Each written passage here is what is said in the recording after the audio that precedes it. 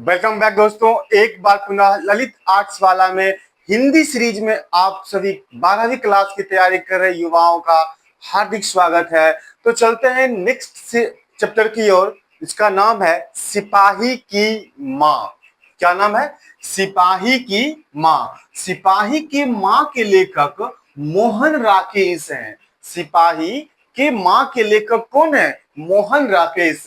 Chapter का नाम देखिए, क्या लिखा हुआ है चैप्टर का नाम? कि सिपाही की माँ। क्या लिखा हुआ है? सिपाही की माँ के लेखक कौन हो गए? मोहन राकेश। बोलिए, मोहन राकेश किस पाठ के लेखक हैं? सिपाही की माँ। सिपाही के माँ के लेखक कौन हो गए? सिपाही की माँ के लेखक मोहन राकेश हो गए। वस्तुतः यह वीडियो मूल रूप से मोहन राकेश के जीवन परिचय पर ही आधारित है।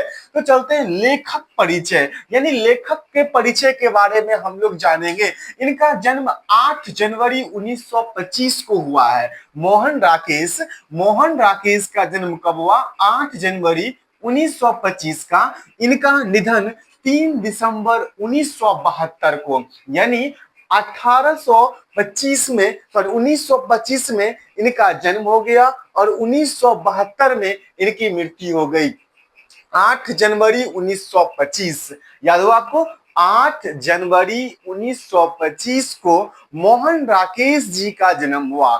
8 जनवरी 1925 को इनका जन्म होता है और 3 दिसंबर 1972 को इनकी मृत्यु हो जाती है। दो बात आपको भी याद करनी है, रिमेंबर होनी चाहिए। फर्स्ट ऑफ ऑल, सबसे पहले ये कि सिपाही की माँ के लेखक कौन हो गए? सिपाही की माँ के लेखक कौन हो गए? मोहन राकेश। बोलिए, सिपाही की माँ के लेखक मोहन राकेश। मोहन राकेश ने किस पाठ का लेखन किया? सिपाही की माँ का। चलिए, सिपाही की माँ का लेखक कौन हो गए? मोहन राकेश। मोहन राकेश जी का जन्म कब हुआ?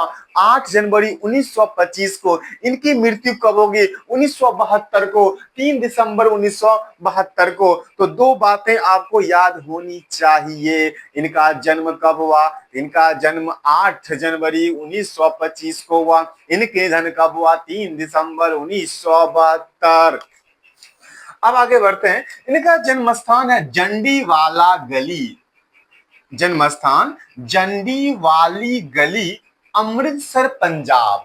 यह जगह कहां पड़ता है? अमृतसर के पंजाब में पड़ता है। जंडीवाली गली, अमृतसर पंजाब। प्रश्न पूछ लेंगे आपसे, बताइए मोहन राकेश जी का जन्म स्थान जंडीवाली गली कहां है? पंजाब में, अमृतसर पंजाब में पड़ता है। जन्म बताइए 8 जनवरी 1925 को। निधन बताइए, निधन बताइए 3 दिसंबर 1972 को। सिपाही की मां के लेखक कौन हुए? मोहन राकेश। इनका जन्म कहां हुआ? जंडीवाली स्थान, अमृतसर पंजाब में हुआ। ये इतनी सी बातें आप लोगों को क्या रिमेंबर हुई या ना हुई? याद हुआ?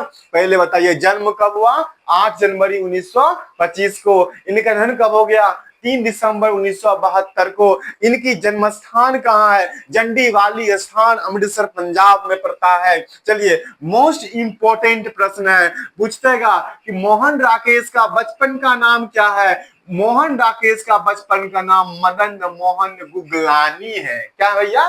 मदन मोहन गुगलानी। बचपन का नाम बताइए, मदन मोहन गुगलानी। बचपन का नाम क्या हो गया? मदन मोहन गुगलानी। लेखक परिचय में ये मोस्ट इंपोर्टेंट है, कई बार ये प्रश्न पूछा गया है कि बचपन का नाम बताइए। इनका बचपन का नाम, मोहन राकेश जी का बचपन का नाम क्या है? मदन मोहन गुगलानी। सिपाही की माँ के लेखक कौन हो गए? सिपाही की माँ के लेखक मोहन राकेश हो गया। इनका जन्म कब हुआ? 8 दिसंबर 1925 को। निधन कब हुआ? 3 दिसंबर 1972 को। जन्म स्थान जंडीवाला गली, अमृतसर पंजाब में होता है इनका जन्म स्थान। बचपन का नाम मदन मोहन गुगलानी है। इतनी बात आपको याद होनी चाहिए। अब कहता है इनकी माता का नाम बच्चन कौर, अमिताभ बच्चन। आप जानते हो वो नहीं है, लेकिन इनको जोड़ने के लिए, लिंक जोड़ने के लिए, याद करने के लिए, माता का नाम बच्चन कौर, पिता का नाम करमचंद गुगलानी। माता का नाम बच्चन कौर, पिता का नाम करमचंद गुगलानी पड़ता है इनका। बताइए माता का नाम क्या हो गया, बच्चन कौर, पिता का नाम करमचंद गुगलानी, और ये पेशे से क्या थे, वकील। मोस्ट इंपोर्टेंट प्रश्न यहां से ये बन रहे हैं। बताइए किनके पिता पेशे से वकील थे, मोहन राकेश के पिता पेशे से क्या थे, वकील थे। मोहन राकेश पिता का नाम क्या था, करमचंद गुगलानी इनके पिता का नाम है। इनकी माता का नाम क्या है, बच्चन कौर इनकी माता का नाम आता है। तो चलिए बचपन का नाम बताइए, मदन मोहन गुगलानी, माता का नाम बताइए बच्चन कौर, पिता का नाम बताइए करमचंद गुगलानी, पेशे से क्या थे, पेशे से ये वकील थे। ये प्रश्न कई बार पूछा गया भैया, MVVI प्रश्न है, MI प्रश्न है, मोस्ट इंपोर्टेंट प्रश्न है ये भैया कि बताइए मोहन राकेश के पिता पेशे से क्या थे। तो मोहन राकेश के पिता पेशे से एक वकील थे और संगे संगे प्लस और साहित्यिक सांस्कृतिक संस्थाओं से जुड़े थे। प्रश्न बन सकता है ऐसा प्रश्न कि किस लेखक के पिता, निम्नलिखित में से किस लेखक के पिता साहित्यिक सांस्कृतिक संस्थाओं से जुड़े हुए थे। तो मोहन राकेश के पिता जुड़े हुए थे। हालांकि ये इतनी इंपॉर्टेंट वाली बात है नहीं है। इंपॉर्टेंट में देखिए, वेरी वेरी इंपॉर्टेंट में मदन मोहन गुगलानी इंपॉर्टेंट है। करमचंद गुगलानी किस पेशे से थे, ये वेरी वेरी इंपॉर्टेंट प्रश्न है।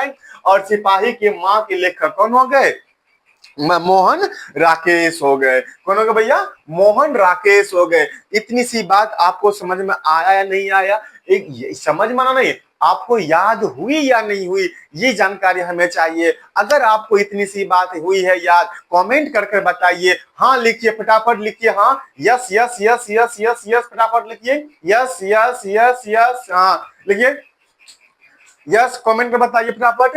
तब तक एक बार डिवीजन बताइए, सिपाही की मां के लेखक कौन हो गए, मोहन राकेश। इनका जन्म कब हो गया, 8 जनवरी 1925। निधन कब हो गया, 3 दिसंबर 1972। जन्म स्थान बताइए, जंडी वाली गली, अमृतसर, पंजाब। बचपन का नाम मदन मोहन गुगलानी, माता का नाम बच्चन कौर, पिता का नाम करमचंद गुगलानी, और पेशे से क्या थे, ये वकील थे। इतनी सी बात, हाँ अब आने लगा, यस यस लिखिए फटाफट। क्या आपको इतनी सी बात याद हुई, बताइए। सिपाही की मां के लेखक कौन हो गए, मोहन राकेश। मोहन राकेश का जन्म कब हुआ, जनवरी 1925 में। इनकी निधन कब हो गया, 3 दिसंबर 1972 में। इनकी माता का नाम बच्चन कौर, पिता का नाम करमचंद गुगलानी। पेशे से क्या थे, पेशे से ये वकील थे। उसके बाद इनका जन्म स्थान कहाँ है, जंडी वाली गली, अमृतसर, पंजाब में इनकी जन्म स्थान है। चलते हैं मोस्ट इंपोर्टेंट प्रश्नों की श्रृंखला की ओर। इनकी शिक्षा MA किए किस विषय से, हिंदी विषय से। ये प्रश्न पूछे नहीं जाते हैं, लेकिन इन्होंने शिक्षा किए थे MA किस विषय से, तो हिंदी से। तो ये आप याद कर लीजिएगा। लेकिन जो जो लेखक MA अंग्रेजी से किए हैं उनको कंठस्थ याद रखिएगा, वही प्रश्न आएंगे आपको बिहार बोर्ड परीक्षा समिति में। नेक्स्ट प्रश्नों की ओर। 1962 में सारिका के संपादन, यानी सारिका एक पत्रिका है, उनका एक संपादन किए थे। तो ये प्रश्न बन सकते हैं कि 1962 में सारिका के संपादन कौन किया, तो मोहन राकेश जी ने। या सारिका का संपादन किसने किया, मोहन राकेश ने। सारिका का संपादन कब हुआ, तो 1962 में। क्या याद हुआ आपको, सारिका नामक एक पत्रिका है, इस पत्रिका का संपादन इन्होंने किसने किया, मोहन राकेश ने किया। कब किया, 1962 में से किया था। बोल भैया किसी आदमी को, किन्हीं भी भैया को किसी प्रकार का कोई दिक्कत ना। मेरे प्यारे विद्यार्थियों, आप इन्हें आराम से धीरे धीरे समझेंगे, कहीं से कोई लोचा नहीं है। आप 1 से 2 बार वीडियो को रिपीट करके सिर्फ सुन लीजिएगा ना, इसी में आपका बेड़ा पार हो जाएगा। और अब की बार फिर 400 पार होने की कड़ी एक बार और झलकेगी। चलते हैं। तो 1962 में सारिका नामक का संपादन किए थे। रचना इनकी कहानी संग्रह है। कहानी संग्रह में पहली है इंसान के खंडहर। क्या भैया है, इंसान के खंडहर। इंसान के खंडहर में नए बादल लग रहे हैं। सबसे पहला है इंसान का खंडहर। अब उस इंसान के खंडहर में अब क्या लग रहे हैं, नए बादल लग रहे हैं। बादल लगेंगे तो जानवर और जानवर होंगे, बादल लगेंगे तो बारिश होगी, बारिश होती है तो देखते मेरे घर आपके घर में जो गाय या बछड़ा होती है वो कूदने लगती है, और उसे ऐसा होती है नहीं होती है। तो इंसान के खंडर में क्या लग गया है, नए बादल। अब नए बादल लगे तो जानवर और जानवर, तीन बात आपको समझ में आना चाहिए। एकदम से लिंक को जोड़ के रखिए। जितनी भी वीडियो मैंने बनाया है लेखक परिचय से, तो उनकी जितनी भी रचना है मैं सब में ट्रिक दिया हूं, और ट्रिक लिंक से जोड़ के रखिए। आप नहीं भक्सोगे, अन्यथा आप भकोस जाओगे। एक बार फिर से ध्यान दीजिए भैया, कहता है कि इंसान के खंडर, कैसा खंडर है ये, इंसान का खंडर है। उस इंसान के खंडर पर नए बादल आए हैं। जब बादल आते हैं तो जानवर कूदने लगते हैं, जानवर और जानवर। तब क्या होती है, एक नई जिंदगी उत्पन्न होती है। जब बारिश की बूंदें जब बारिश की बूंदे टपकती है तो नई अंकुर जन्म लेती है, तो नई जीवन आया ना भैया। फिर से ध्यान समझेगा, इंसान के खंडर पर नए बादल आ गए, नए बादल आए तो जानवर कूदने लगे, जानवर और जानवर, और एक नई जिंदगी आई, एक और जिंदगी आई। आई कि नहीं आई, एक और जिंदगी आई। और वो जिंदगी कैसा था, फौलाद की आकाश की तरह। वह जिंदगी कैसा था, फौलाद की आकाश की तरह वह जिंदगी था। और वो फौलाद का आकाश मेरा वारिस निकला, अर्थात मेरा संतान निकला, मेरे वंश को चलाने वाला निकला। वही क्या है, वारिस। फिर से समझेंगे, एकदम से छोटी छोटी बातों को लिंक में रखते हुए समझेंगे आराम से। इंसान के खंडर पर नए बादल लगे हुए हैं। बादल जब लगते हैं तो जानवर कूदने लगते हैं, तो जानवर और जानवर आ गया। तो जब बारिश होती है तो अंकुर फूटती है, तो एक और नई जिंदगी आया, और एक और नई जिंदगी में आया फौलाद का आकाश। और वो फौलाद का आकाश मेरा क्या निकला, वारिस निकला। तो फटाफट एक बार फिर से समझिए। सबसे पहला, इंसान का खंडहर। इंसान के खंडहर में बादल लगे हुए हैं। बादल जब लगते हैं तो जानवर कूदने लगते हैं, जानवर और जानवर। और क्या, बादल जब बरसती है तो उससे अंकुर फूटती है, एक और जीवन बना। अब वो जीवन कैसा आया, एक आकाश, आकाश का फौलाद जैसा।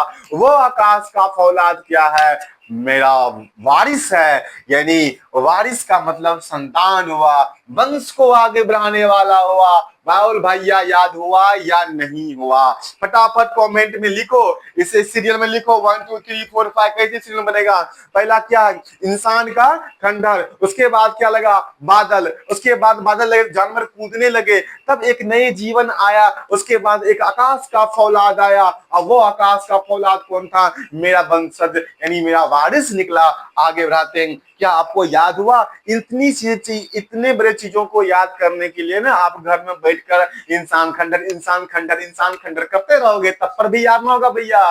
तब कहोगे फौलाद, फौलाद के बाद ना बारिश, बारिश करते करते बारिश हो जाएगी, लेकिन आपको याद नहीं होगा। याद भी हो जाएगी, अस्थायी रूप से नहीं रहेगा। इसलिए भैया बोलो, कैसा खंडर, इंसान का खंडर। क्या लगाया, बादल। बादल लगते हैं तो क्या होते हैं, जानवर कूदने लगते हैं, तो जानवर और जानवर। जब बारिश होती है तो अंकुर फूटती है, एक नई जीवन, फौलाद का आकाश। वो फौलाद का आकाश क्या निकला, वारिस। याद हुआ या नहीं हुआ। अब चलते हैं एकांकी। अब कहता है, ये मोस्ट इंपोर्टेंट प्रश्न है। तो प्रश्न ऐसा भी आपको आ सकता है, बताइए इंसान के खंडर मोहन राकेश की कौन सी रचना है या कौन सी विद्या है। वो एक कहानी संग्रह है। नए बादल कौन सी विद्या है, कहानी संग्रह। जानवर और जानवर कौन सी विद्या है, कहानी संग्रह। ये सारी बातों को रिमेंबर रखना भैया। अब आते हैं एकांकी। मोहन राकेश ने एकांकी लिखे। एकांकी का मतलब होता है जिसका एक अंक हो, ऐसा नाटक जिसमें सिर्फ व सिर्फ एक अंक हो, उसी को हम क्या बोलते हैं, एकांकी। सिर्फ एक अंश में एक पात्र को लक्ष्य करके लिखा जाता है, उसी को हम लोग क्या बोलते हैं, एकांकी। पैर तले की जमीन, पैर तले की जमीन और अंडे के छिलके, वेरी वेरी इंपॉर्टेंट है भैया अपना। अंडे के छिलके, पैर तले के क्या है, जमीन। और जमीन पैर तले के क्या निकला, जमीन। और उसमें क्या, अंडे के छिलके, पैर के नीचे क्या पड़ गया, अंडे के छिलके, पैर के नीचे जमीन, यानी अंडे के छिलके पैर के नीचे जमीन, अंडे के छिलके पैर के नीचे जमीन, अंडे के छिलके पैर की जमीन, अंडे के छिलके। याद हुआ, पैर के तले की जमीन, यानी पैर के तल के नीचे क्या है, जमीन, और उसके नीचे क्या है, अंडे के छिलके। याद रखना, ये दोनों को दोनों मोहन राकेश की कैसी विद्या है, एकांकी है। भैया ध्यान रखना, इसी एक अंडे के छिलके से यह एकांकी यानी मोहन राकेश सिपाही की मां लिया गया। प्रश्न पूछेंगे, बताइए कहते मोहन सिपाही की मां किससे लिया गया, अंडे के छिलके से। अरे लाख बार प्रश्न पूछा है बिहार विद्यालय परीक्षा समितियों ने कि बताइए अंडे के छिलके से क्या लिया गया है, सिपाही की मां। सिपाही की मां किससे लिया गया है, अंडे के छिलके से लिया गया है। अब चलते हैं, इस ओर जो लिखा हुआ है इंपॉर्टेंट नहीं है भैया, महा इंपॉर्टेंट प्रश्न है ये, इनको रट कर चल जाएगा, 2-3 प्रश्न ऐसे लड़ जाएंगे हूं मच कर।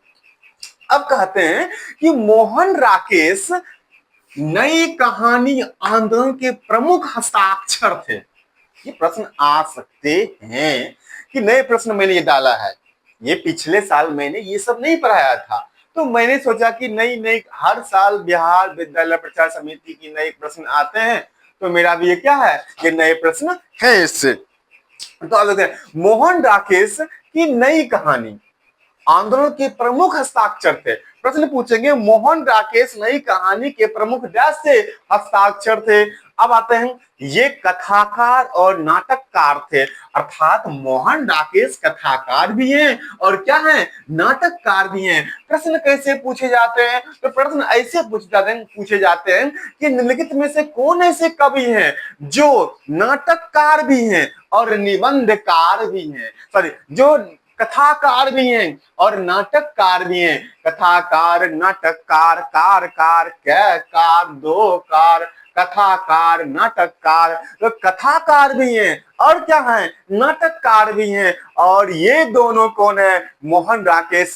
प्रश्न पूछेंगे, बताइए निम्नलिखित में से कौन ऐसे कवि हैं जो नाटककार और कथाकार हैं, वो कौन है, मोहन राकेश हैं। आ गया प्रश्न, देख लो भैया, यह एक एकांकी है, यह एक क्या है, एकांकी है, यानी सिपाही की मां जो है कौन सी विद्या है, एकांकी है। लिख लो, नोट कर ले भैया, ये प्रश्न पूछ दिया आपको, बिहार विद्यालय परीक्षा समिति वाले ने आपके लिए छाप कर रख दिया कि बताइए सिपाही की मां कौन सी विद्या है, एकांकी है। मोहन राकेश थे कथाकार और नाटककार दोनों हैं। बताइए सिपाही की मां, सिपाही की मां अंडे के छिलके से लिया गया है, एकदम लाख टका का क्वेश्चन है भैया। सिपाही की मां अंडे के छिलके से लिया गया है। सिपाही की मां किससे लिया गया है, तो अंडे के छिलके से लिया गया है। अब कहता कि ये जो सिपाही की मां जो आप पढ़ रहे हैं ना,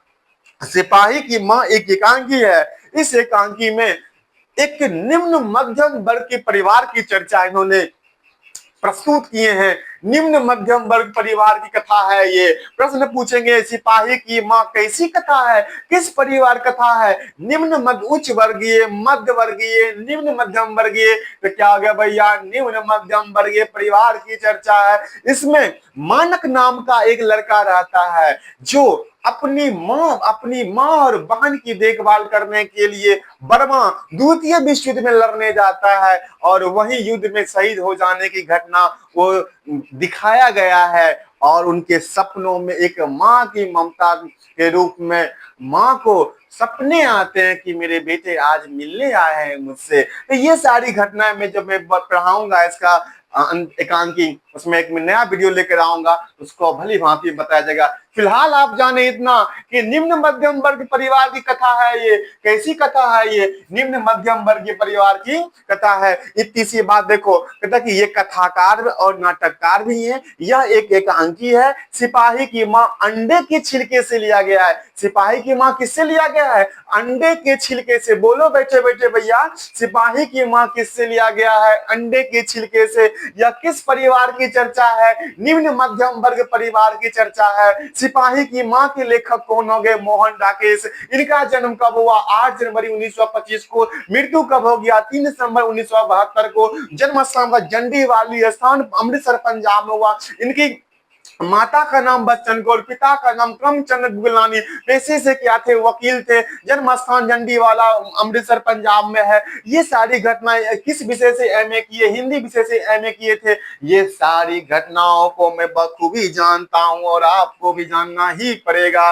क्लास 12th वाले भाई 1972 में 1962 में सारिका के संपादन किए थे। और इनकी जो कहानी संग्रह है, कहानी संग्रह ऐसा है, मानव का खंडहर है। ये कैसा खंडहर है? इंसान का खंडहर है। इंसान के खंडहर पर लगे हुए हैं बादल है, तो लगे बादल, नए बादल आ गए।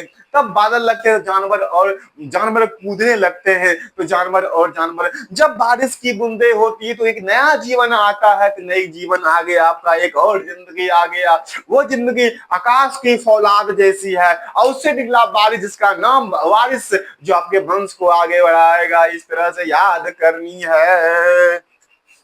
एकांकी में कहते हैं, एकांकी पैर के तले जमीन का भैया, पैर के तले जमीन, उसके तले अंडे के छिलके।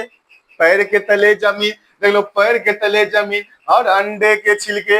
ये सारी कहानी है। इसी के साथ सारी कहानी समाप्त हुई। स्वाहा। चलते हैं नेक्स्ट वीडियो में। आज भर के लिए जय हिंद।